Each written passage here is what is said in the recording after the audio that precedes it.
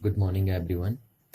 देखिए, last class हम बात कर रहे थे dimensions and dimensional formula of a physical quantity की। और वहाँ पे हमने आपको बताया था कि किसी भी फिजिकल क्वांटिटी की डायमेंशंस को हम किस तरीके से डिफाइन करते हैं। और सेकंड, हमने आपको बताया था कि किसी भी फिजिकल क्वांटिटी के डायमेंशनल फार्मूले को हम कैसे राइट करते हैं। और आज हम देखेंगे कि किसी भी फिजिकल क्वांटिटी की जो डायमेंशंस होती है और जो डायमेंशनल फार्मूला होता है उसको हम किस किस फील्ड में अप्लाई कर सकते हैं। ठीक है, इसीलिए आज की हेडिंग हमने लिखी है एप्लीकेशंस ऑफ डायमेंशनल एनालिसिस। तो देखिए, पहले इस वर्ड को समझ लेते हैं, what the mean of dimensional analysis. देखिए, जब भी हम नेचुरल फिनोमिनास की स्टडी करते हैं, नेचुरल फिनोमिनास बोल दीजिए या फिजिकल फिनोमिनास बोल दीजिए, बात एक ही है क्योंकि नेचर ही फिजिक्स है ना।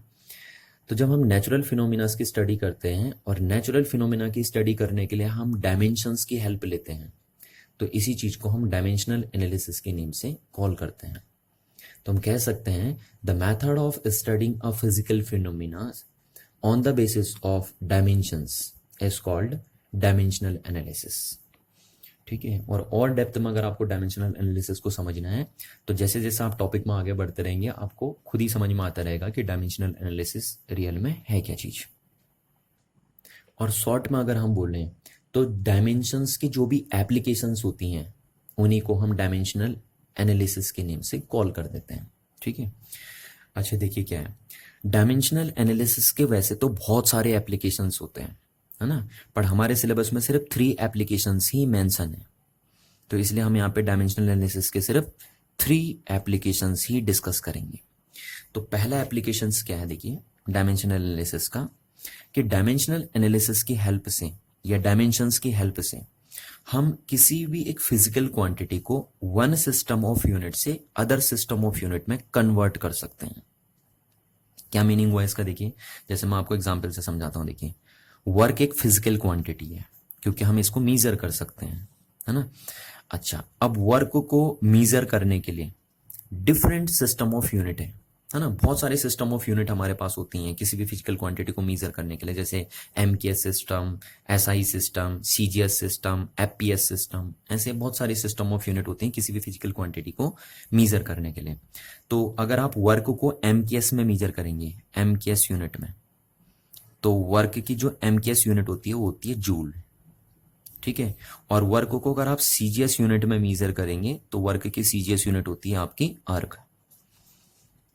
ठीक है, ये देखिए, तो ये वन सिस्टम ऑफ यूनिट हुआ और ये अदर सिस्टम ऑफ यूनिट है। अब अगर हमें किसी फिजिकल क्वांटिटी को वन सिस्टम ऑफ यूनिट से अदर सिस्टम ऑफ यूनिट में कन्वर्ट करना है तो हम डायमेंशंस की हेल्प से कर सकते हैं। ठीक है, डायमेंशंस की हेल्प से हम किसी फिजिकल क्वांटिटी की को वन सिस्टम ऑफ यूनिट से अदर सिस्टम ऑफ यूनिट में कन्वर्ट कर सकते हैं। यानी हम डायमेंशंस की हेल्प से कैलकुलेट कर सकते हैं कि 1 जूल में कितने अर्क्स होंगे।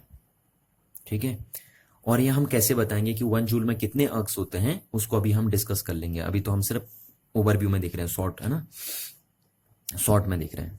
अभी हम डिस्कस करेंगे कि कैसे हम किसी फिजिकल क्वांटिटी को डायमेंशंस की हेल्प से वन सिस्टम ऑफ यूनिट से अदर सिस्टम ऑफ यूनिट में कन्वर्ट कर देते हैं। चलिए, अब ये तो है पहला एप्लीकेशन। सेकेंड एप्लीकेशन क्या है कि डायमेंशनल एनालिसिस की हेल्प से या डायमेंशंस की हेल्प से बोल सकते हैं आप, है ना, हम किसी भी फिजिकल रिलेशन को चेक कर सकते हैं कि ये फिजिकल रिलेशन करेक्ट है या नहीं है। जैसे एग्जांपल मैं आपको देता हूं, देखिए आपके सामने ये एक रिलेशन लिख दिया ना, ये एक फिजिकल रिलेशन है, UT plus half eighty square. आपने सुना होगा ऐसे, ये 9th क्लास में है ना, सेकेंड इक्वेशन ऑफ मोशन के नाम से कॉल करता है इसे। पर चलिए, अगर आपने नहीं भी सुना है तो कोई दिक्कत नहीं है, आपके सामने ये एक फिजिकल रिलेशन लिख दिया या फॉर्मूला आप इसे बोल सकते हैं। अब ये फॉर्मूला करेक्ट है या नहीं है, इसको अगर हमें चेक करना है तो हम डायमेंशन की हेल्प से इस फॉर्मूले की करेक्टनेस को चेक कर सकते हैं। ठीक है, तो सेकंड एप्लीकेशन ये है। और कैसे चेक करते हैं डायमेंशंस की हेल्प से किसी फिजिकल रिलेशन को, उसको अभी हम डिस्कस कर लेंगे, है ना। चलिए, अब थर्ड एप्लीकेशन की अगर हम बात करें, तो डायमेंशनल एनालिसिस की हेल्प से हम फिजिकल क्वांटिटीज के बीच में रिलेशनशिप को ड्राइव कर सकते हैं। जैसे एग्जांपल देखिए क्या है कि सपोज सेंट्रीपिटल फोर्स की जो वैल्यू होती है वो ये होती है mv² ओवर r। ये आपने वैसे 9th में पढ़ा होगा, 9th में नहीं भी पढ़ा है तो अभी 11th में आप पढ़ लेंगे। ये होती है सेंटीपिटल फोर्स की वैल्यू mv²/r। ठीक है, तो ये एक फॉर्मूला है ना, या एक रिलेशन है ये बिटवीन फिजिकल क्वांटिटीज। तो इस रिलेशन को हम ड्राइव कर सकते हैं with the help of dimension. Dimensions की हेल्प से या डायमेंशनल फॉर्मूला की हेल्प से हम इस रिलेशन को ड्राइव कर सकते हैं। और कैसे ड्राइव करेंगे उसको भी अभी हम डिस्कस कर लेते हैं, है ना। अभी तो हम शॉर्ट में देख रहे हैं।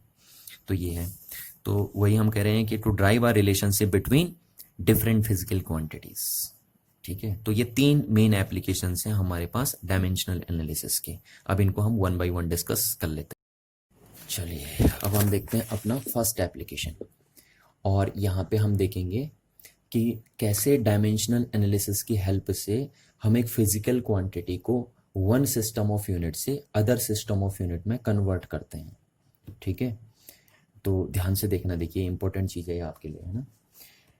तो ये जो हमारा फर्स्ट एप्लीकेशन है वो टोटली इस कंसेप्ट पे बेस्ड है कि किसी भी फिजिकल क्वांटिटी का जो मैग्नीट्यूड होता है वो उसके सिस्टम ऑफ यूनिट से कभी भी अफेक्टेड नहीं होता है।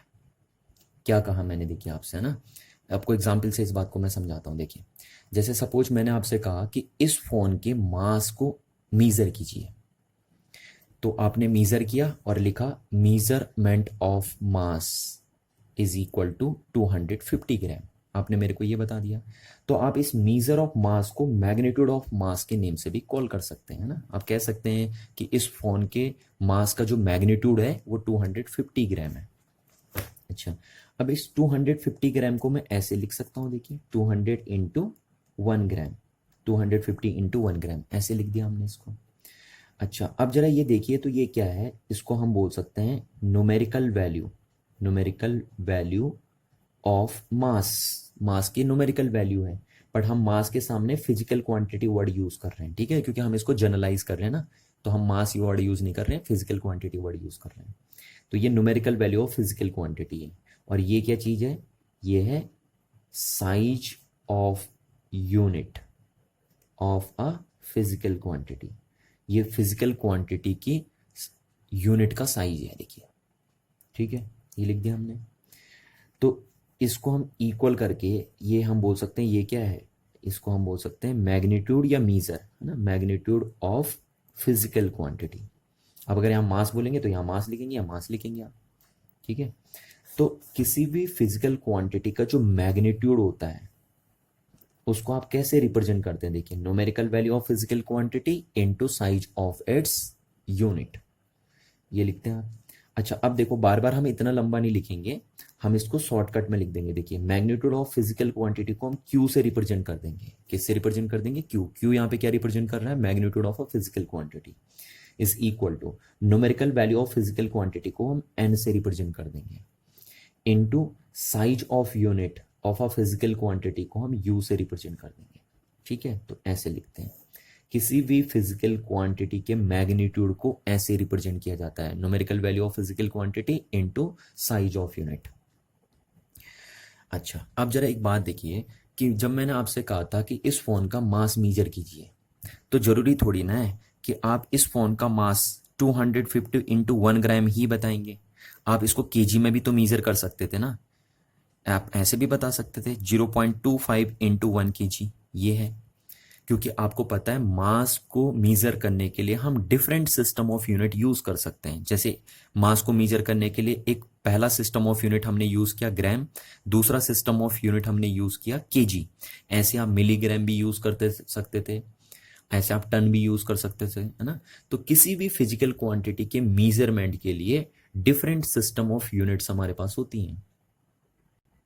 हम किसी भी सिस्टम ऑफ यूनिट का यूज करके फिजिकल क्वांटिटी के का मेजरमेंट कर सकते हैं। तो यहां पे देखिए, चाहे आप देखिए ग्राम में लिखिए या केजी में लिखिए, है ना, इस फोन का मास थोड़ी ना चेंज हो जाएगा, मास तो इसका उतना ही रहेगा ना, चाहे आप उसको ग्राम में मीजर कीजिए या आप उसको केजी में मीजर करिए, मास तो सेम ही रहेगा। तो यहां पे हमने ये लिख दिया, ये क्या होगा, मैग्नीट्यूड ऑफ मास।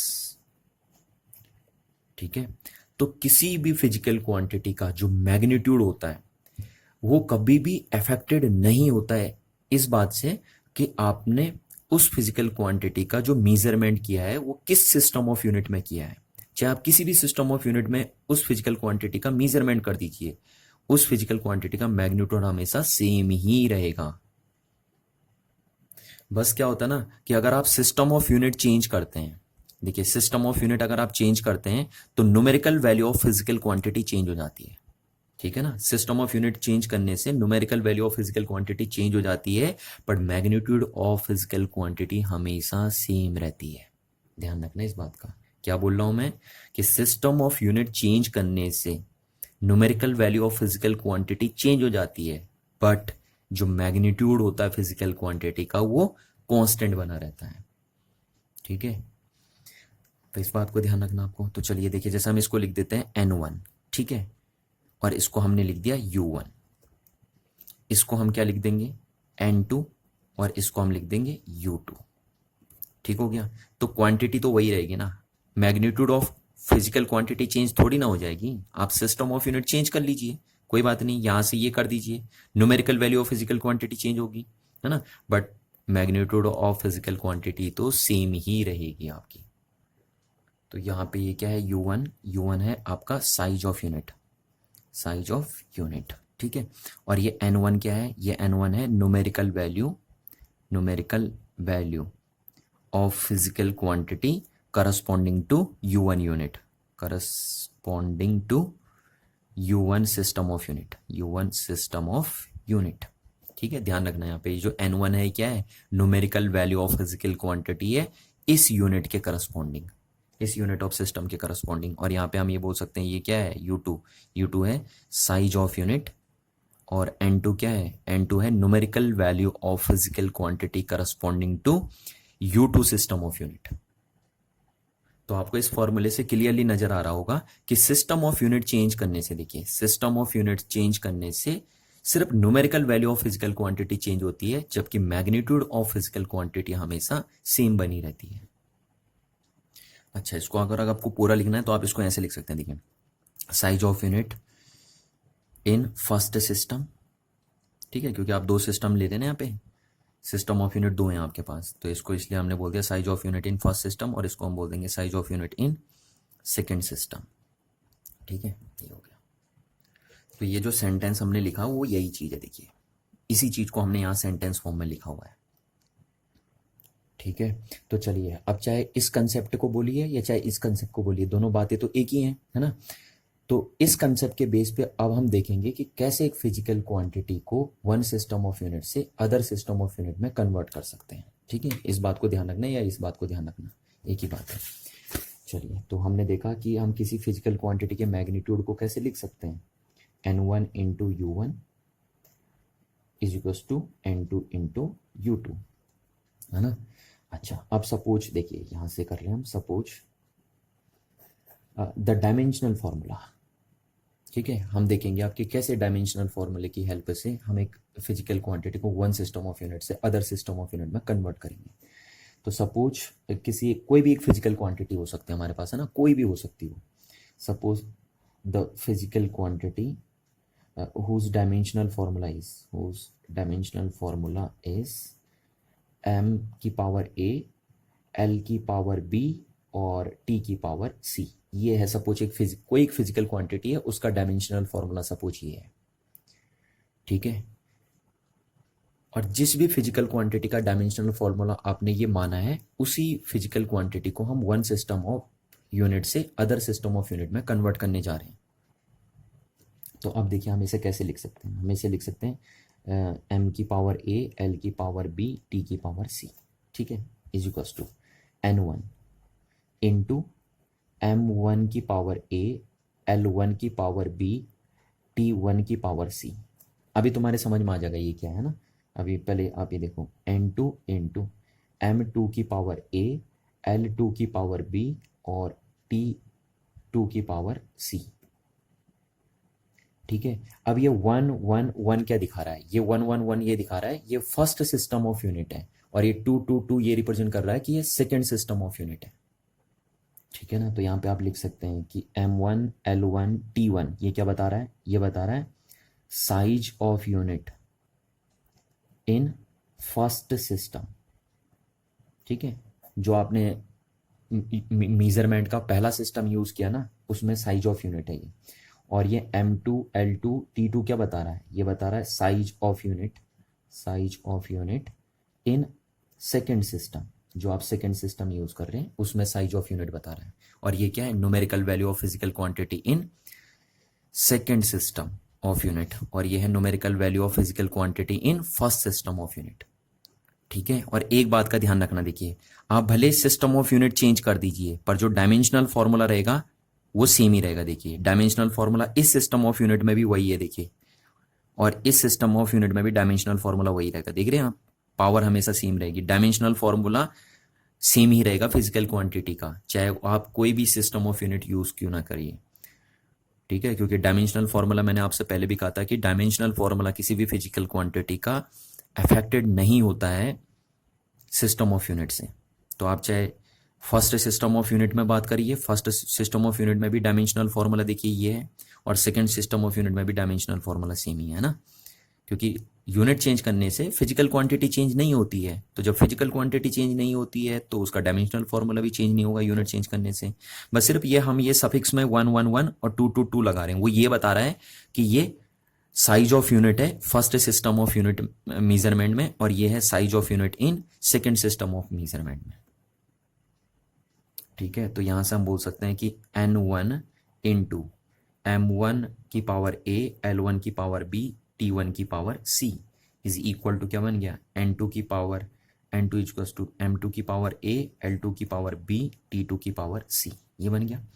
अब हमें सपोज N2 कैलकुलेट करना है या N1 कैलकुलेट करना है। N1 क्या है? N1 है numerical value of a physical quantity, जिसका ये डायमेंशनल फॉर्मूला है ना, उस फिजिकल क्वांटिटी की न्यूमेरिकल वैल्यू है फर्स्ट सिस्टम ऑफ यूनिट में, और ये उस फिजिकल क्वांटिटी की न्यूमेरिकल वैल्यू है सेकंड सिस्टम ऑफ यूनिट में। तो आप या तो ये कैलकुलेट करें या ये कैलकुलेट करें। तो चलिए देखिए, जैसे मैंने ये लिखा दिया ना, मेरे को N2 निकालना है सपोज, तो N2 इसको क्या हो जाएगा? N1 M1 की पावर A, L1 की पावर B और T1 की पावर C, और यहाँ ये नीचे आ जाएगा, तो नीचे हो जाएगा तो M2 की पावर A, L2 की पावर B और T2 की पावर C। तो हम इसको ऐसे लिख सकते हैं, देखिए N2 upon N1 is equals to, इनको हमने एक साथ लिख दिया, देखिए M1 अपॉन M2 की power A, L1 upon L2 की पावर B, और ये हो गया हमारे पास T1 अपॉन T2 की पावर C। ठीक है, इस फॉर्मूले को आपको याद रखना है, बस ध्यान रखिए। तो जरा देखिए, ध्यान से देखिए, जरा इस फॉर्मूले पे ध्यान दीजिए, और इस फॉर्मूले से आपको साफ साफ नजर आ रहा होगा कि अगर हमें किसी फिजिकल क्वांटिटी की numerical value first system of unit में दी गई हो, तो हम इस फॉर्मूले का यूज करके उस फिजिकल क्वांटिटी की numerical value second system of unit में कैलकुलेट कर सकते हैं। ठीक है ना? या आप ये भी कह सकते हैं कि इस फॉर्मूले की हेल्प से हम एक फिजिकल क्वांटिटी को वन सिस्टम ऑफ यूनिट से अदर सिस्टम ऑफ यूनिट में भी कन्वर्ट कर सकते हैं। अब कैसे करेंगे, अभी मैं एक न्यूमेरिकल के थ्रू आपको समझाने वाला हूं। ठीक है, चलिए अब इस बात को एग्जाम्पल से समझते हैं। देखिए कि कैसे इस फॉर्मूले की हेल्प से हम एक फिजिकल क्वांटिटी को वन सिस्टम ऑफ यूनिट से अदर सिस्टम ऑफ यूनिट में कन्वर्ट कर सकते हैं। यहां देखिए मैंने आपको क्वेश्चन दिया, let us convert 1 joule into अर्ग। ठीक है, आपको जूल को क्या में कन्वर्ट करना है? अर्ग में कन्वर्ट करना है। तो सबसे पहले तो आपको यह पता होना चाहिए कि जूल और अर्ग किस फिजिकल क्वांटिटी की यूनिट है, तभी आप जूल को अर्ग में कन्वर्ट कर पाएंगे, है ना। तो सॉल्यूशन देखिए हमें क्या है, आपको पता है joule and ergs are the units of work बोल दीजिए, एनर्जी बोल दीजिए ना, दोनों की है। वर्क की यूनिट है ये, joule and ergs are the units of work. Work की देखिए क्या है, वर्क की जो एसआई यूनिट है, एसआई यूनिट या जिसको हम एमकेएस यूनिट के नाम से भी कॉल कर सकते हैं ना, एमकेएस यूनिट, वो है आपकी जूल। और दूसरा है जो सीजीएस यूनिट है आपकी वर्क की, वो है अर्ग। ठीक है, और यहां पे हमें जूल को अर्ग में कन्वर्ट करना है। अच्छा, तो जूल को अर्ग में कन्वर्ट करने के लिए पहले अगर आपको यहां पे देखिए, हम क्या बोल रहे हैं कि यहां पे हम जूल को अर्ग में कन्वर्ट कर रहे हैं with the help of dimensional analysis, है ना। डायमेंशनल एनालिसिस के हेल्प से हम जूल को अर्ग में कन्वर्ट करेंगे, तो उसके लिए आपको पहले वर्क का डायमेंशनल फॉर्मूला पता होना चाहिए। तो देखिए वर्क का डायमेंशनल फॉर्मूला क्या होता है, मैंने आपको लास्ट क्लास बताया था कि वर्क का डायमेंशनल फॉर्मूला होता है ML2T-2।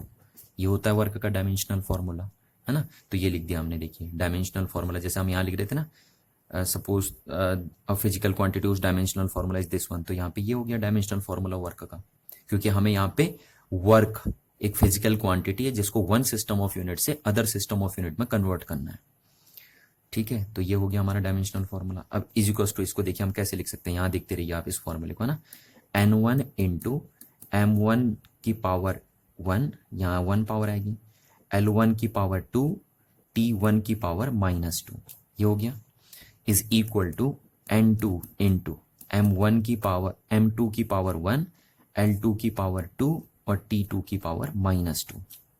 हो गया नहीं हो गया? अच्छा, अब मैं आपसे क्या कह रहा था, ये क्या है, N1 क्या है, numerical value of the physical quantity in first system of unit, and N2 is the numerical value of a physical quantity in second system of unit, ठीक। और ये साइज ऑफ यूनिट है फर्स्ट सिस्टम में, और ये size of unit है second system में। तो चलिए इसको मैं यहाँ पे ऐसा ही सिस्टम मान लेता हूँ, ये हमारा फर्स्ट सिस्टम ऑफ यूनिट हो गया सपोज, और ये हमारा हो गया सेकेंड सिस्टम ऑफ यूनिट, ठीक है। इसको हम फर्स्ट मानेंगे, इसको हम सेकेंड मान लेते हैं, ठीक है, क्योंकि हमें इसमें कन्वर्ट करना ना सेकेंड में, तो इसलिए हम इसको सेकेंड मान रहे हैं, क्योंकि हमने फॉर्मूला सेकेंड के हिसाब से तैयार किया है, देखिए किया नहीं किया सेकेंड के हिसाब से तैयार, तो इसलिए हम इसको सेकेंड मान रहे हैं। अच्छा, तो इसको हम एसआई सिस्टम में करेंगे, ये एसआई सिस्टम हो गया हमारा, ये हमारा सीजीएस सिस्टम हो गया, ठीक है।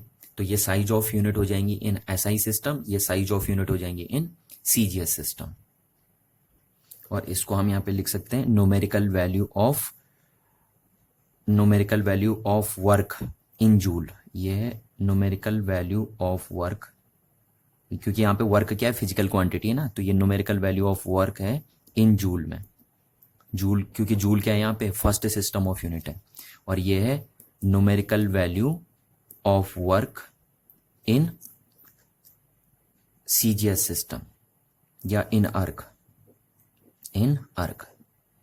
में है ये, क्यों है, क्योंकि अर्ग यहाँ पे सेकेंड सिस्टम ऑफ यूनिट है हमारे पास, ठीक है। तो अब हमें क्या करना है, जूल को अर्ग में कन्वर्ट करना ना, तो हम N2 को लिखेंगे यहाँ से, देखिए जैसे हमने ये लिखा था N2 इज इक्वल्स टू क्या हो जाएगा हमारे पास, N1 M1 अपॉन M2 की पावर कितनी आएगी यहाँ पे, देखिए 1, L1 अपॉन L2 की पावर कितनी आएगी 2, और T1 अपॉन T2 की पावर कितनी आ जाएगी हमारे पास -2, ये है हमारे पास, ये देखिए वही फॉर्मूला तो लिखा मैंने, बस यहाँ पे ABC थी ना, क्योंकि ये तो जनरल फॉर्मूला था। अब यहाँ पे वर्क है, वर्क फिजिकल क्वांटिटी वर्क हो गई, तो यहाँ पे हम ये लगाएंगे, है ना। ऐसा नहीं है कि आप हर बार ABC लगाएंगे, ये ABC तो जनरल फॉर्मूले के हिसाब से है ना।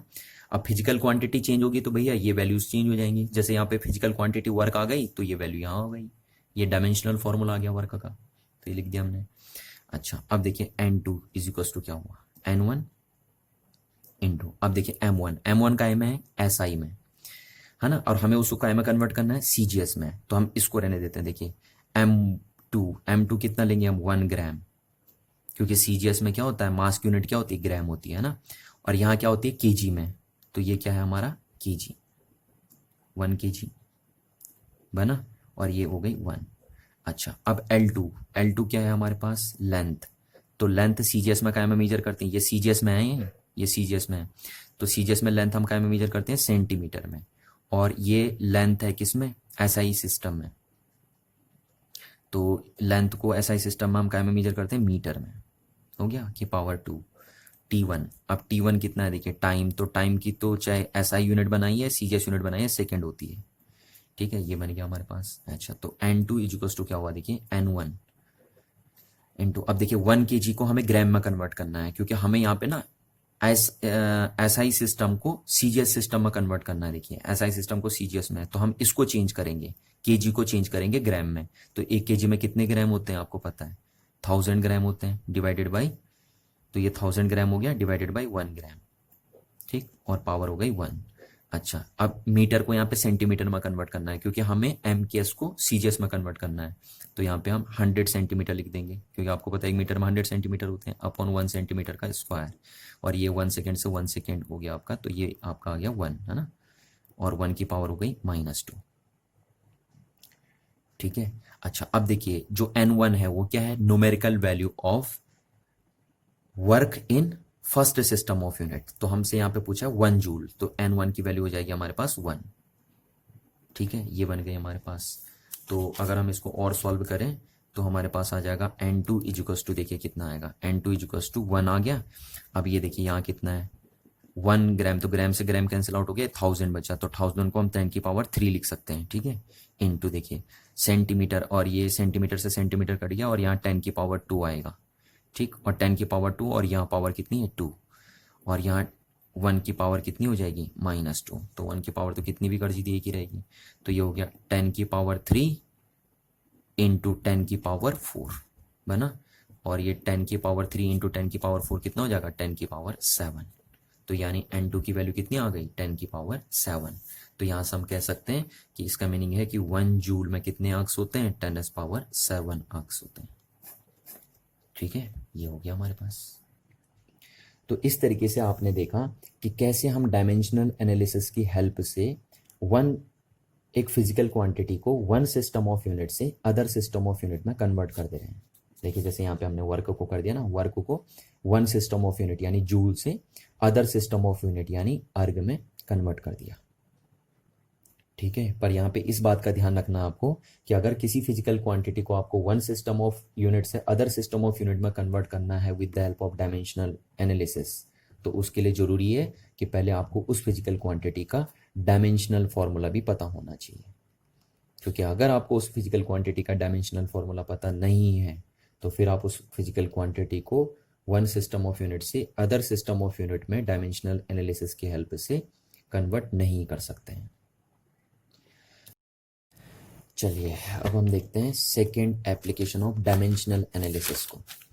ठीक है, पर जरा ध्यान दीजिए, देखिए second and third application of dimensional analysis को डिस्कस करने से पहले आपको डिस्कस करना पड़ेगा प्रिंसिपल ऑफ होमोजेनिटी को, क्योंकि जो सेकेंड एंड थर्ड एप्लीकेशन है डायमेंशनल एनालिसिस के वो इसी प्रिंसिपल पे बेस्ड है। जैसा आपने देखा था ना कि first application of dimensional analysis जो था वो इस प्रिंसिपल पे बेस्ड था, है ना। तो ऐसी जो सेकेंड एंड थर्ड एप्लीकेशन है डायमेंशनल एनालिसिस की वो इस प्रिंसिपल पे बेस्ड है, इसलिए उनको डिस्कस करने से पहले आपको इस प्रिंसिपल को डिस्कस करना पड़ेगा जो है आपका प्रिंसिपल ऑफ होमोजेनिटी। तो देखिए वैसे तो इस प्रिंसिपल को आपने बचपन से पढ़ दिया है, पर आपको पता ही नहीं चलता है ना कि आपने एक प्रिंसिपल ऑफ होमोजेनिटी नाम की चीज़ भी पढ़ दी है। पर आज आपको पता चल जाएगी, देखिए कि आपने कौन सी चीज़ पढ़ी थी। देखिए इस प्रिंसिपल का कहना है कि आप सिर्फ सेम टाइप की फिजिकल क्वांटिटीज़ को ही ऐड कर सकते हैं या सब्ट्रैक्ट कर सकते हैं या इक्वेट कर सकते हैं या कंपेयर कर सकते हैं। आप कभी भी डिफरेंट टाइप की फिजिकल क्वांटिटीज़ को ऐड, सब्ट्रैक्ट और इक्वेट और कंपेयर नहीं कर सकते। जैसे आप देखिए मास को मास में ऐड कर सकते हैं, पर आप मास को वॉल्यूम के साथ ऐड नहीं कर सकते। इसी तरीके से आप फोर्स को फोर्स के साथ सब्ट्रैक्ट कर सकते हैं, बट फोर्स को एक्सीलरेशन के साथ सब्ट्रैक्ट नहीं कर सकते। जैसे हम कह सकते हैं कि आप मास को एरिया के साथ ऐड नहीं कर सकते, बट आप एरिया को एरिया के साथ ऐड कर सकते हैं, है ना। तो ये तो हमने प्रिंसिपल ऑफ होमोजेनिटी की बेसिक डेफिनेशन लिख दी है ना, बहुत ही इजी टर्म्स में हमने प्रिंसिपल ऑफ होमोजेनिटी को डिफाइन कर दिया। अब थोड़ा सा हम प्रिंसिपल ऑफ होमोजेनिटी को टेक्निकल लैंग्वेज में डिफाइन कर रहे हैं। ठीक है, और टेक्निकल लैंग्वेज में प्रिंसिपल ऑफ होमोजेनिटी को हम किस तरीके से डिफाइन करेंगे। देखिए कि प्रिंसिपल ऑफ होमोजेनिटी कहता है कि एक फिजिकल इक्वेशन तभी करेक्ट होती है जब उस फिजिकल इक्वेशंस के सारे टर्म्स के पास सेम डायमेंशनल फॉर्मूला होगा। ठीक है, जैसे देखिए सपोज ये एक फिजिकल इक्वेशन है, ये एक फिजिकल इक्वेशन है। अब इस फिजिकल इक्वेशन में 3 टर्म्स हैं। देखिए 3 टर्म्स, कौन कौन से 3 टर्म्स हैं। एक टर्म ये हो गया, एक टर्म ये हो गया। देखिए ये पूरा एक टर्म माना जाएगा, इसको 2 टर्म नहीं बनना है ना। कभी भी जब 2 क्वांटिटीज मल्टीप्लाई हो रही हैं ये, तो ये पूरा एक ही टर्म माना जाता है। ठीक है, ये एक टर्म हो गया आपका, और एक टर्म ये हो गया आपका पूरा। ठीक है, तो ये 3 टर्म्स हो गए। इस इक्वेशन में कितने टर्म्स आ गए आपके पास? 3। तो प्रिंसिपल ऑफ होमोजेनिटी का कहना है कि ये इक्वेशन तभी करेक्ट होगी जब सारे टर्म्स के पास सेम डायमेंशनल फॉर्मूला होगा, यानी इसका डायमेंशनल फॉर्मूला, इसका डायमेंशनल फॉर्मूला और इसका डायमेंशनल फॉर्मूला अगर सेम है तो तभी ये फिजिकल इक्वेशन क्या है? करेक्ट है। ठीक है, तो आई होप आपको प्रिंसिपल ऑफ होमोजेनिटी की बात समझ में आ गई होगी। चलिए अब हम करते हैं second application of dimensional analysis को। ठीक है, तो सेकेंड एप्लीकेशन हमारा क्या था?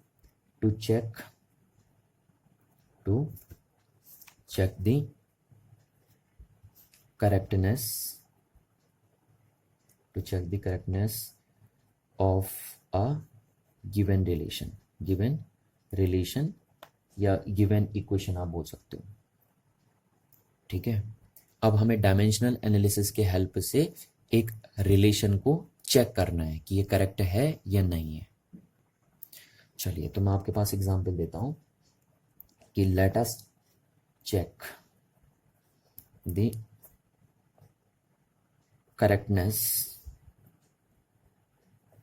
Of equation of motion. ठीक है, इस इक्वेशन ऑफ मोशन को चेक कीजिए कि ये करेक्ट है या नहीं है। ठीक है, और इसकी करेक्टनेस आपको चेक करनी है with the help of dimensional analysis. ठीक है, तो चलिए इसको चेक करने से पहले मैं आपको टर्म समझा देता हूँ। यहाँ पे ये एस होता है आपका डिस्प्लेसमेंट। वैसे तो आपको पता होगा, हमने 9th क्लास में ये चीज पढ़ी होगी ना, equation of motion, second equation of motion बोलते हैं हम इसे। तो ये है डिस्प्लेसमेंट, ये यू है आपका वेलोसिटी। वैसे आप इसको इनिशियल वेलोसिटी बोलते हैं, पर हम कॉमनली यहाँ पे वेलोसिटी बोल सकते हैं। ये हो गया आपका टाइम, ये ए हो गया आपका एसेलरेशन और ये टी हो गया आपका टाइम। ठीक है, ये चीज हो गई। तो अब हमें चेक करना है कि ये जो फिजिकल इक्वेशन है क्या ये करेक्ट है या नहीं है। तो इसकी करेक्टनेस चेक करने के लिए हम अप्लाई करते हैं प्रिंसिपल ऑफ होमोजेनिटी को। तो according to principle of homogeneity, देखिए according to principle of homogeneity क्या कहता है principle of homogeneity? Principle of homogeneity कहता है कि एक फिजिकल इक्वेशन तभी करेक्ट हो सकती है जब उस फिजिकल इक्वेशन में सारे टर्म्स के पास सेम डायमेंशनल फॉर्मूला होगा। यानी जब dimensional formula of s is equal to होगा dimensional formula of u t is equal to होगा dimensional formula of half a t square, तभी ये इक्वेशन क्या होगी? करेक्ट होगी, अदरवाइज ये करेक्ट नहीं होगी।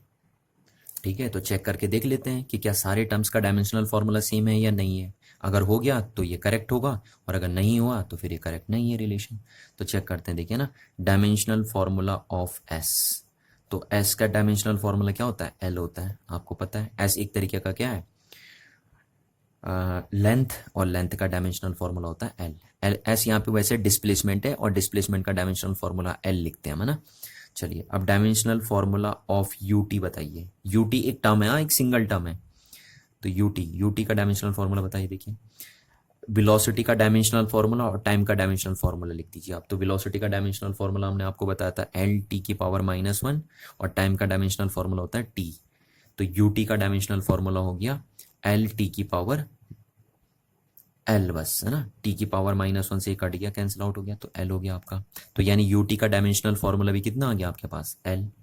अच्छा, अब हम देखेंगे dimensional formula of half a t square. तो हाफ का देखने की जरूरत नहीं है क्योंकि हाफ तो एक कांस्टेंट है ना, तो आप ए टी स्क्वायर का देखिए सिर्फ, बस dimensional formula of A t square. तो ए क्या है? एसिलेरेशन। तो एसिलेरेशन का डायमेंशनल फॉर्मूला हमने आपको लास्ट क्लास बताया था, एल टी की पावर -2। टाइम का डायमेंशनल फॉर्मूला क्या होता है? टी, और टी का क्या है? स्क्वायर।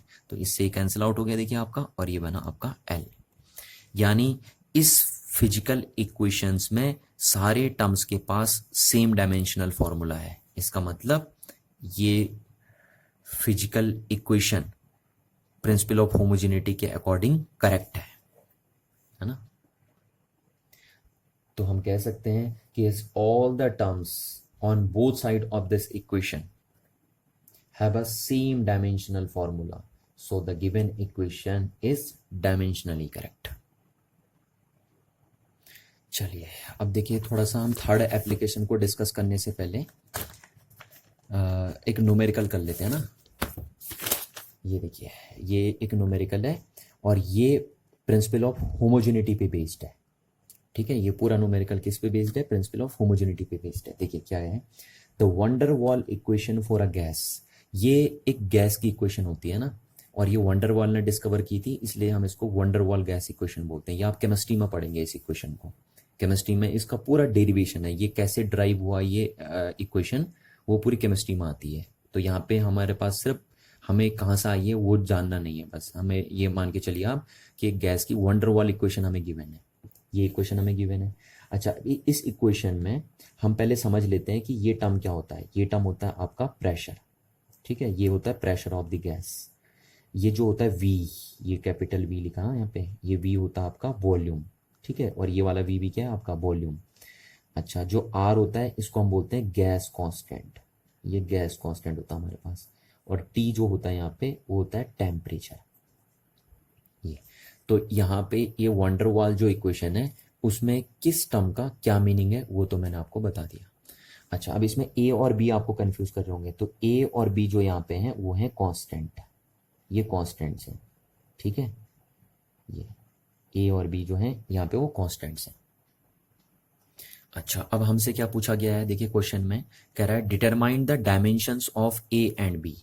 ए और बी की डायमेंशंस फाइंड कीजिए and write their SI unit of a and b. और साथ में हमें इनकी डायमेंशंस तो पता करनी ही करनी है, साथ में हमें इनकी एसआई यूनिट भी लिखनी है। ठीक है, तो अब देखिए कैसे पता चलेगा कि ए और बी का डायमेंशंस क्या होंगे। तो हम यहाँ पे अप्लाई करेंगे प्रिंसिपल ऑफ होमोजेनिटी। देखिए according to principle of homogeneity, principle of homogeneity देखिए क्या कहता है principle of homogeneity. Principle of homogeneity कहता है कि आप सेम फिजिकल क्वांटिटी के साथ, है ना, सेम टाइप की फिजिकल क्वांटिटीज को ही ऐड कर सकते हैं। आप डिफरेंट टाइप की फिजिकल क्वांटिटीज को कभी ऐड कर ही नहीं सकते हैं। तो अब देखिए यहाँ पे क्या हुआ, आप इस टर्म को ऐड कर रहे हैं इसके साथ, कर रहे हैं नहीं कर रहे हैं। तो इसका मतलब क्या है कि जो डायमेंशनल फॉर्मूला होगा ऑफ पी का वो किसके इक्विवेलेंट होगा? Dimensional formula of A upon V square के इक्विवेलेंट होगा। ठीक है ना, और क्यों हुआ इनका डायमेंशनल फॉर्मूला इक्वल? क्योंकि हमने प्रिंसिपल ऑफ होमोजेनिटी में आपको बात बताई है अभी कि आप सेम टाइप की फिजिकल क्वांटिटीज को ही ऐड कर सकते हैं। तो अगर आप इस टर्म को देखिए, इस टर्म को अगर आप इसके साथ ऐड कर रहे हैं तो इसका मतलब इन दोनों का डायमेंशनल फॉर्मूला क्या होगा? सेम होगा। ये सेम टाइप की फिजिकल क्वांटिटी है ये, और ये एक सेम टाइप की फिजिकल क्वांटिटी होगी, क्योंकि तभी ये ऐड हो सकती है आपस में। तो इसलिए हम कहते हैं कि डायमेंशनल फॉर्मूला पी का और इस टर्म का डायमेंशनल फॉर्मूला क्या होना चाहिए? सेम होना चाहिए प्रिंसिपल ऑफ होमोजेनिटी के अकॉर्डिंग। ठीक है, तो यहां से हमें क्या निकालना? हमें निकालना है डायमेंशनल फॉर्मूला ऑफ ए। तो डायमेंशनल फॉर्मूला ऑफ ए क्या हो जाएगा? Dimensional formula of P V square. ये वी उधर चले जाएगा, नहीं चले जाएगा, ये देखिए यहाँ, है ना। तो यानी डायमेंशनल फॉर्मूला ए का किसके इक्विवेलेंट होना चाहिए? Dimensional formula of P V square के इक्विवेलेंट होना चाहिए। चलिए, तो अब देखिए क्या होगा डायमेंशनल फॉर्मूला ऑफ ए। तो डायमेंशनल फॉर्मूला लिखिए आप पी का, तो पी का डायमेंशनल फॉर्मूला क्या होता है? ये हम लास्ट क्लास आपको बता चुके थे। प्रेशर का डायमेंशनल फॉर्मूला होता है ml-1 T-2। ठीक है, ये प्रेशर का डायमेंशनल फॉर्मूला होता है ml-1 T-2। ठीक है, अच्छा, और वॉल्यूम का डायमेंशनल फॉर्मूला होता है आपके पास LQ। ये होता वॉल्यूम का, और ये स्क्वायर हो गया, क्योंकि वॉल्यूम का डायमेंशनल फॉर्मूला यही तो होगा आपके पास। ठीक है, तो यहाँ से आपका क्या बना? m⁻1, L की पावर देखिए -1 यहाँ है और 6 पावर यहाँ है, तो प्लस की 6 पावर यहाँ है, माइनस की 1, तो माइनस की पावर 5 पावर बची, प्लस की 5 पावर बच जाएगी आपके यहाँ, और t की पावर -2। ये हो गया आपके पास। तो ये आ गया आपका आंसर, डायमेंशनल फॉर्मूला ऑफ ए। यही तो निकालना था हमें, डायमेंशंस ऑफ ए निकालनी है ना, तो ये बन गया हमारे पास। तो हम बोल सकते हैं dimension of A is 1 in mass, 5 in length and -2 in time. What is the answer? ये तो डायमेंशनल फॉर्मूला बना ना, हमें तो डायमेंशन बतानी है ए की। तो ए की डायमेंशन क्या हो गई? 1 इन मास, 5 in length and -2 in time. अब देखिए आपके पास अगर डायमेंशनल फॉर्मूला है ना ए का, तो आप यहाँ से इसके एसआई यूनिट भी लिख सकते हैं। देखिए क्योंकि हमें इसकी एसआई यूनिट भी लिखनी है, तो हम यहाँ से इसकी एसआई यूनिट भी लिख सकते हैं सीधे सीधे, एसआई यूनिट ऑफ ए। ठीक है, डायमेंशनल फॉर्मूले के बेस पे हम सीधे एसआई यूनिट लिख सकते हैं। देखिए क्या हुआ, मास का एसआई यूनिट क्या होती है, केजी। ठीक है, ये हो गया। लेंथ की एसआई यूनिट क्या होती है आपकी, मीटर, और मीटर की पावर कितनी है, 5, तो ये लिख दिया हमने 5। और टाइम की क्या होती है एसआई यूनिट, सेकेंड, और सेकेंड की पावर है -2। तो जो ए का एसआई यूनिट बनेगी वो इतनी बन जाएगी। देखिए ए की एसआई यूनिट हो गई। अच्छा, अब हमें क्या निकालना है, बी की डायमेंशंस निकालनी है, और साथ में बी का यूनिट भी पता करनी है कि बी की एसआई यूनिट क्या होगी। तो अब देखिए बी क्या है ना, तो बी किस में से सब्ट्रैक्ट हो रहा है, इसके साथ सब्ट्रैक्ट हो रहा है। यानी अगर बी इसमें से सब्ट्रैक्ट हो रहा है, इसके साथ सब्ट्रैक्ट हो रहा है, तो इसका मीनिंग है कि बी और ये सेम टाइप की फिजिकल क्वांटिटी है, क्योंकि प्रिंसिपल ऑफ होमोजेनिटी के अकॉर्डिंग सेम टाइप की फिजिकल क्वांटिटीज को ही आप सब्ट्रैक्ट कर सकते हैं या ऐड कर सकते हैं। तो अगर ये दोनों क्वांटिटी सब्ट्रैक्ट हो रही हैं, इसका मतलब कि अगर ये वॉल्यूम है तो ये भी वॉल्यूम है। तो यहाँ से हम बोल सकते हैं कि therefore dimensional formula of B is equal to होना चाहिए डायमेंशनल फॉर्मूला ऑफ वी, है ना, क्योंकि सेम टाइप की क्वांटिटीज ही सब्ट्रैक्ट हो सकती हैं, ऐड हो सकती हैं। तो ये हो गया। तो इसका मतलब है कि इनका डायमेंशनल फॉर्मूला भी सेम होगा। तो सीधे हो गया यहाँ से डायमेंशनल फॉर्मूला ऑफ बी क्या हो जाएगा, जो वॉल्यूम का डायमेंशनल फॉर्मूला होगा, और वॉल्यूम का डायमेंशनल फॉर्मूला हो गया L3। पर हमें तो क्या निकालनी है, हमें निकालनी है डायमेंशंस। तो dimension of B is 3 power in length, 3 in length. बन गई नहीं बन गई। और क्योंकि अगर आपको डायमेंशनल फॉर्मूला पता है, तो यहाँ से आप उसकी एसआई यूनिट भी लिख सकते हैं। तो SI unit of B is metre cube, क्योंकि लेंथ का मीटर होगा तो क्यूब पावर हो जाएगी। तो एसआई यूनिट भी हो गई इसकी यहाँ से। चलिए अब हम देखते हैं third application of dimensional analysis को। तो इस एप्लीकेशन में हम देखेंगे कि कैसे डायमेंशनल एनालिसिस की हेल्प से हम वेरियस फिजिकल क्वांटिटीज के बीच में एक रिलेशनशिप को डिड्यूस कर सकते हैं या ड्राइव कर सकते हैं, है ना। तो इसको क्वेश्चन के थ्रू हम समझते हैं। देखिए क्वेश्चन हमारे पास है, using the method of dimensions drive an expression for the centripetal force F acting on a particle of mass m moving with a velocity v in a circle of radius r। तो हमारे पास एक particle है जिसका मास है m, ये एक particle है जिसका मास है m, जो v वेलोसिटी के साथ मूव कर रहा है एक सर्किल में, और उस सर्किल की रेडियस है r। ठीक है, तो अब उस पार्टिकल पे एक सेंट्रीपिटल फोर्स काम कर रहा है,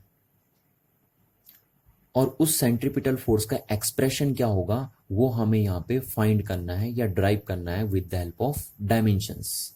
यानी हमें डायमेंशंस की हेल्प से पता करना है कि एक पार्टिकल पे कितना सेंट्रीपिटल फोर्स लगेगा अगर वो एक सर्किल में मूव करेगा तो।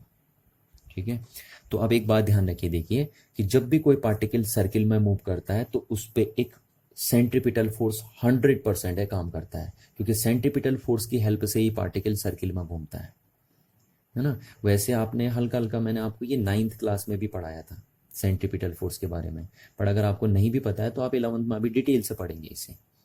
ठीक है, अच्छा, सेंट्रीपिटल फोर्स को हम सेंट्रीपिटल क्यों बोलते हैं, क्योंकि वो अंदर की साइड को लगता है। देखिए सेंटर की साइड को लगता है ना हर बार, चाहे पार्टिकल यहाँ पे हो देखिए तब भी वो सेंटर की साइड को लगेगा, पार्टिकल यहाँ पे हो जब सर्कुलर मोशन कर रहा है तब भी वो सेंटर की साइड को लगेगा।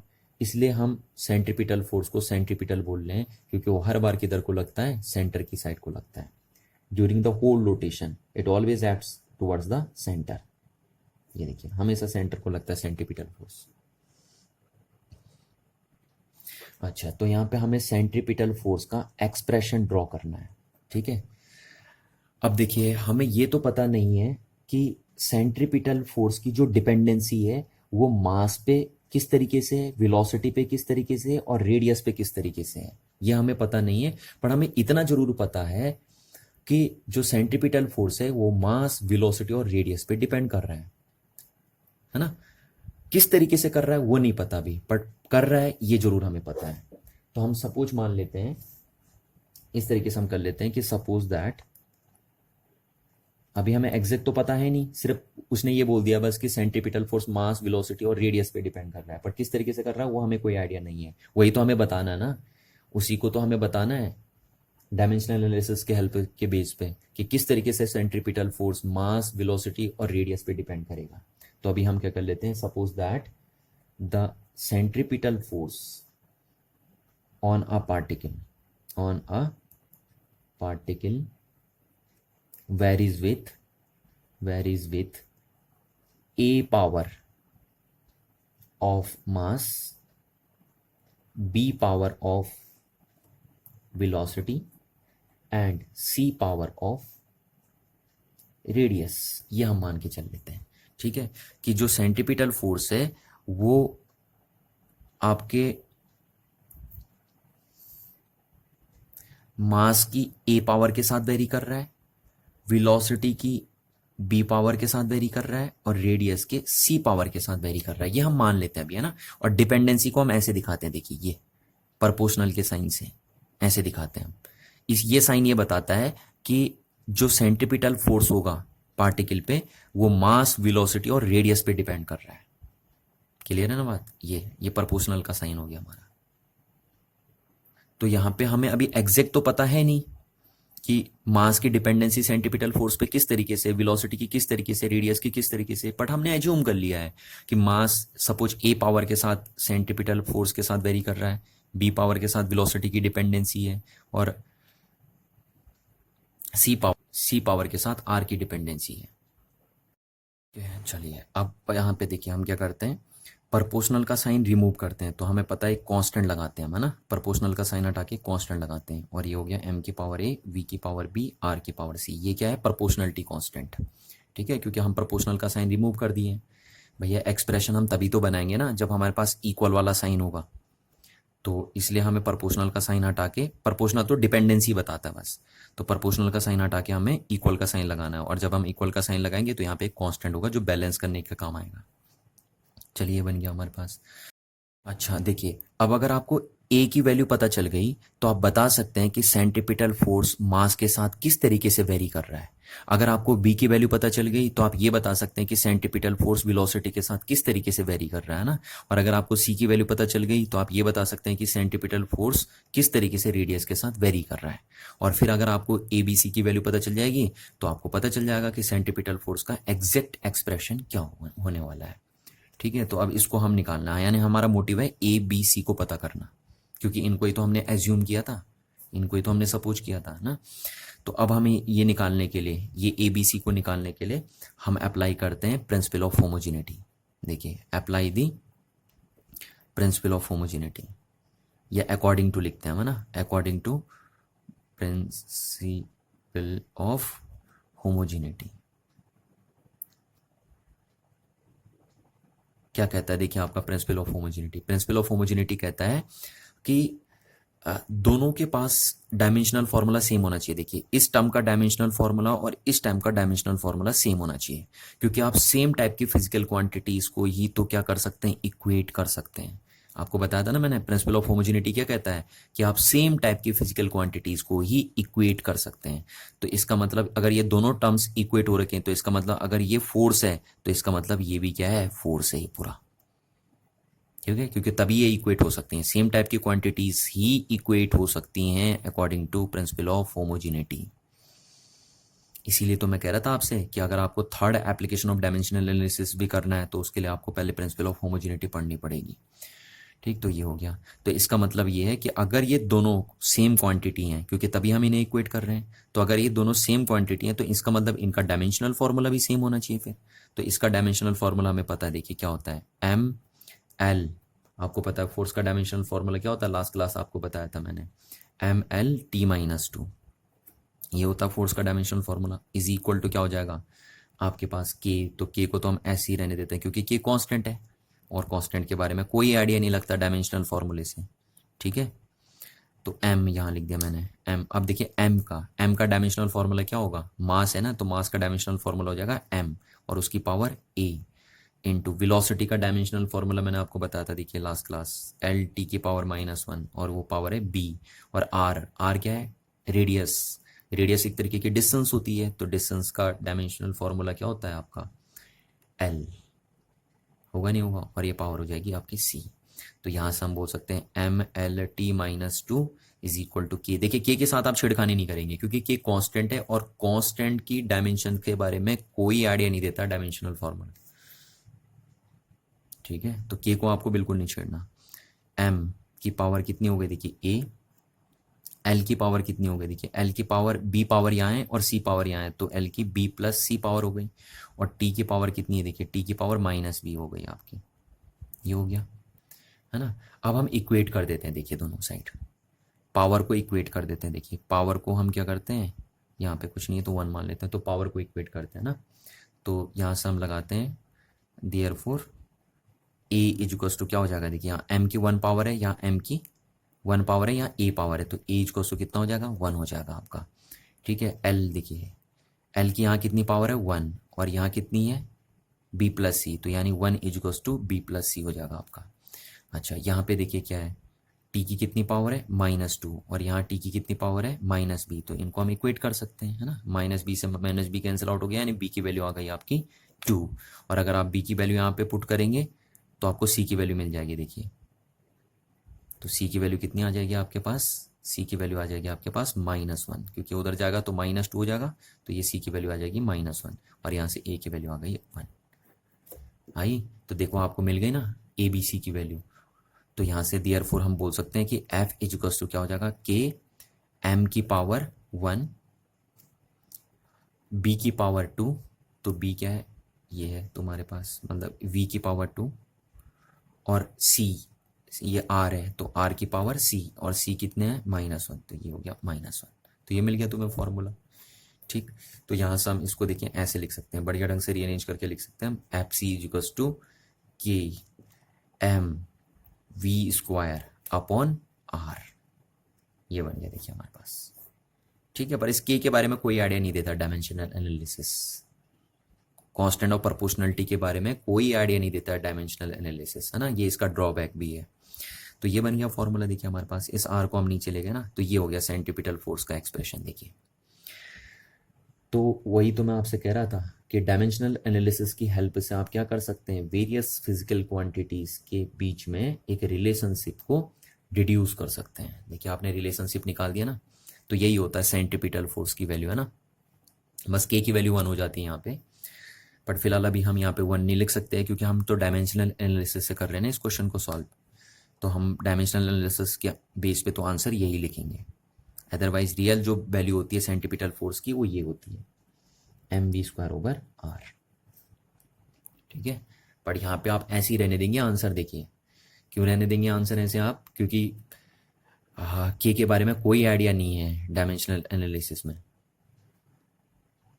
तो इस तरीके से आपने देखा कि कैसे देखिए हम प्रिंसिपल ऑफ होमोजेनिटी का यूज करके या डायमेंशनल एनालिसिस का यूज करके वेरियस फिजिकल क्वांटिटीज के बीच में एक रिलेशनशिप को ड्राइव कर रहे हैं।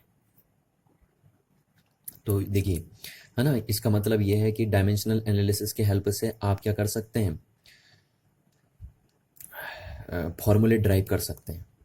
पर ड्रॉबैक ही है ना यहाँ पे। देखिए ड्रॉबैक क्या है कि आप किसी भी फिजिकल क्वांटिटी के एक्सप्रेशन को आप तभी ड्राइव कर सकते हैं डायमेंशनल एनालिसिस की हेल्प से जब आपको उस फिजिकल क्वांटिटी की डिपेंडेंसी पता हो कि वो फिजिकल क्वांटिटी किस किस फिजिकल क्वांटिटीज पे डिपेंड कर रही है। तभी आप उस फिजिकल क्वांटिटी का एक्सप्रेशन फाइंड कर सकते हैं। अदरवाइज अगर आपको ये पता नहीं है कि ये फिजिकल क्वांटिटी किस किस फिजिकल क्वांटिटीज पे डिपेंड कर रही है, तो फिर आप उस फिजिकल क्वांटिटी का एक्सप्रेशन फाइंड नहीं कर सकते हैं डायमेंशनल एनालिसिस की हेल्प से। जैसे अगर हमें यहाँ पे ये पता नहीं होता कि जो सेंट्रीपिटल फोर्स है वो मास, वेलोसिटी और रेडियस पे डिपेंड कर रहा है, अगर हमें ये पता नहीं होता तो फिर हम सेंट्रीपिटल फोर्स का एक्सप्रेशन ड्राइव नहीं कर सकते थे डायमेंशनल एनालिसिस से। तो यही बात मैं आपको बता रहा हूँ ना कि अगर किसी भी एक्सप्रेशन को, किसी भी फिजिकल क्वांटिटी के एक्सप्रेशन को आपको डायमेंशनल एनालिसिस से डिड्यूस करना है या ड्राइव करना है तो वो सिर्फ तभी पॉसिबल है जब आपको पता हो कि वो फिजिकल क्वांटिटी किस अदर फिजिकल क्वांटिटीज पे डिपेंड कर रही है। चलिए अब हम डिस्कस करते हैं लिमिटेशंस ऑफ डायमेंशनल एनालिसिस को, है ना। यहाँ पे हम देखेंगे कि डायमेंशनल एनालिसिस के क्या क्या ड्रॉबैक्स होते हैं। तो पहला ड्रॉबैक क्या है, देखिए कि डायमेंशनल एनालिसिस की हेल्प से हम कभी भी किसी कांस्टेंट ऑफ प्रोपोर्शनलिटी की वैल्यू डिटरमाइन नहीं कर सकते हैं। ठीक है, यानी डायमेंशनल एनालिसिस कभी भी आपको ये नहीं बताता कि कांस्टेंट ऑफ प्रोपोर्शनलिटी की वैल्यू एक प्योर नंबर होगी या वो एक डायमेंशनलेस रेशियो होगा। इसके बारे में कोई आइडिया नहीं देता डायमेंशनल एनालिसिस।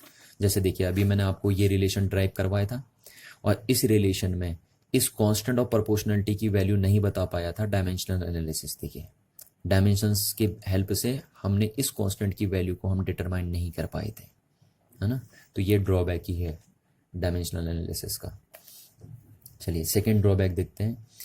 तो सेकेंड ड्रॉबैक है कि डायमेंशनल एनालिसिस की हेल्प से हम कंपोजिट रिलेशंस को ड्राइव नहीं कर सकते हैं। कंपोजिट रिलेशन मतलब वो रिलेशन जिनमें एक ही साइड को दो टर्म्स होते हैं। देखिए, जैसे इसमें एक ही साइड को दो टर्म्स हैं, इस रिलेशन में भी एक ही साइड को दो टर्म्स हैं, है ना। तो इस टाइप के रिलेशन को बोला जाता है कंपोजिट रिलेशन। तो कंपोजिट रिलेशंस को हम डायमेंशनल एनालिसिस के हेल्प से ड्राइव नहीं कर सकते जनरली। जैसे यहाँ देखिए हमने ना, इस रिलेशन को तो हमने ड्राइव कर दिया क्योंकि इसमें ये एक सिंपल रिलेशन था, एक टर्म राइट हैंड साइड में था, एक टर्म लेफ्ट हैंड साइड में था। तो इसको हमने इजीली डायमेंशनल एनालिसिस के हेल्प से ड्राइव कर दिया। बट इस टाइप के कंपोजिट रिलेशंस को आप डायमेंशनल एनालिसिस के हेल्प से इजीली ड्राइव नहीं कर सकते। अच्छा, अब कभी कभी क्या होता है ना कि कुछ लोग क्या करते हैं कि ये कहते हैं कि कंपोजिट रिलेशंस को भी हम डायमेंशनल एनालिसिस के हेल्प से ड्राइव कर सकते हैं। तो मैं कहता हूँ उनसे कैसे कर सकते हैं। तो वो कहते हैं कि बाई पार्ट्स से कर सकते हैं, है ना। एक पार्ट्स का कर लिया पहले और फिर एक पार्ट्स का कर लिया। तो बाई पार्ट्स के थ्रू कभी कभी क्या करते हैं लोग, कंपोजिट रिलेशंस को ड्राइव कर देते हैं। पर दिक्कत ये आती है कि फिर जब बाई पार्ट्स के थ्रू करते हैं तो बाई पार्ट्स के थ्रू आपने रिलेशन ड्राइव कर दिया, पर अब वो कंबाइन किस तरीके से होंगे वो पार्ट्स, इसके बारे में डायमेंशनल एनालिसिस कोई आइडिया नहीं देता है। ठीक है ना, कि जो पार्ट बाई पार्ट्स के थ्रू आपने रिलेशन ड्राइव किया है, अब उनको कंबाइन कैसे करें, आप एडिशन के थ्रू कंबाइन करें या सब्ट्रैक्शन के थ्रू कंबाइन करें, इसके बारे में कोई आइडिया नहीं देता है डायमेंशनल एनालिसिस।